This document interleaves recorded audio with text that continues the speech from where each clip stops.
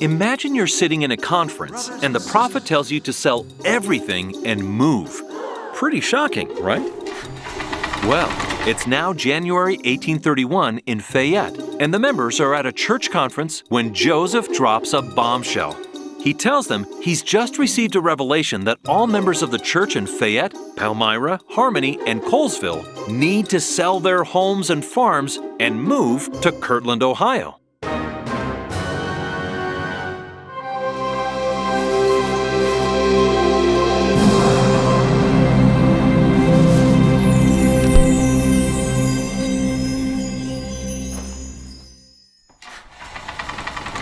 Okay, why was the Lord asking all of the saints to move to Ohio? Well, He gives them a few reasons. First, the Lord is starting to gather His covenant people.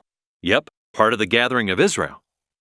Second, He promises that it's there He'll give them His law and endow them with power from on high. They don't know it yet, but the Lord will have them build His first temple in this age, where He and angels will come and restore keys and give them many blessings. And the third reason the Lord gives them for moving is to escape the power of their enemies. Since the Lord knows everyone's thoughts, He knows there are some bad dudes thinking of doing some bad things. So, yep, it's time to move. Now, imagine you're playing a friendly game of Monopoly with your family. You have all the best properties and are totally dominating the game. Woohoo! But then you draw a strange card telling you to sell all of your properties for 1/10 of what they're worth and to start over with no properties. This isn't fun anymore. And that's kind of what these saints were asked to do. But it wasn't a game, and most of them couldn't get much for their properties because who wants to buy a farm in the middle of a frozen winter, right? The Lord directs, "They that have farms that cannot be sold, let them be left or rented." And so many lose their money and have to rely heavily on the Lord's promises. This takes a lot of faith and courage, like really, really a lot. The Lord is asking them to leave ASAP and go several days' journey away to the Ohio. It doesn't make sense to them. But even today, God gives commandments to do things that sometimes don't make sense to us. And just like these early saints, we get to learn to trust that He knows why, even if we don't. The Lord promises He will watch over them and be in their midst and give them greater riches, even a land of promise, a land flowing with milk and honey.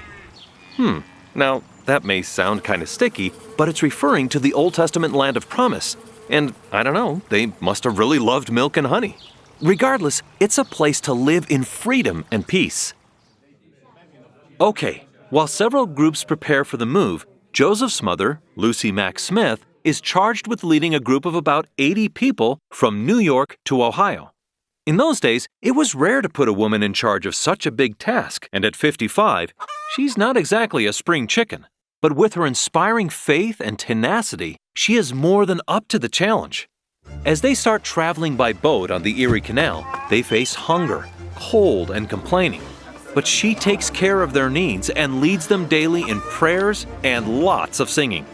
But as soon as the canal ends in Buffalo, they need to switch to a steamboat to cross Lake Erie. However, ice nearly 22 feet thick blocks the harbor and everyone is stuck. No! They soon find the Colesville Saints and another group led by Thomas B. Marsh stranded and suffering on the dock. Lucy, can you explain to me what we're gonna do? These groups are waiting for the ice to break, which could take weeks.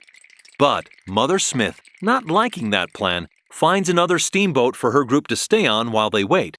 Unfortunately, the boat doesn't have room for the other groups, and her group can only fit on the deck in the cold and rain. But it's still something. She encourages them to sing, pray, and exercise their faith. After a few days, she questions her group of saints on the boat. Where is your faith? Where is your confidence in God? If you will, raise your desires to heaven that the ice may be broken up, and we will be set at liberty. As sure as the Lord lives, it will be done.